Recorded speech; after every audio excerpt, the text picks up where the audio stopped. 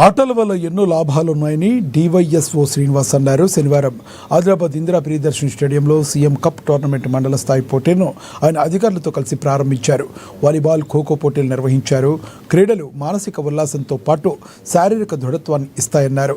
CM cup పోటీలను గ్రామస్థాయి, మండల స్థాయి, నియోజకవర్గ స్థాయి, జిల్లా స్థాయి అనంతరం రాష్ట్ర స్థాయిలో నిర్వహిస్తామన్నారు. ఆటగాళ్లలో ప్రతిభను వెలికి తీయడానికి ఈ పోటీలు ఉపయోగపడతాయని తెలియజేశారు.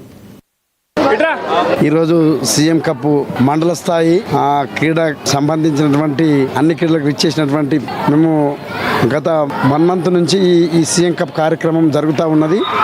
ఫస్ట్ మేము రిజిస్ట్రేషన్ చేయించడం జరిగింది. ఆ తర్వాత ఒక 4 days అంటే 28 అప్పుడు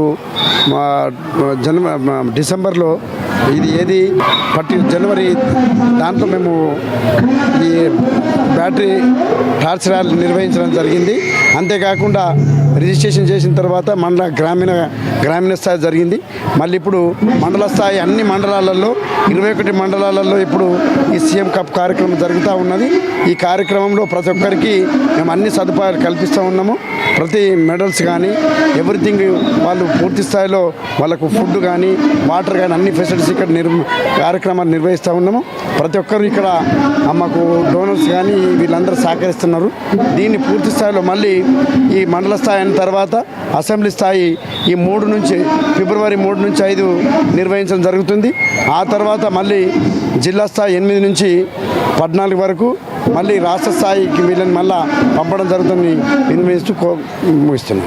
సీఎం కప్ ఈ నెల 28 నుంచి 31 తారీఖు వరకు నడుస్తూ ఉంది.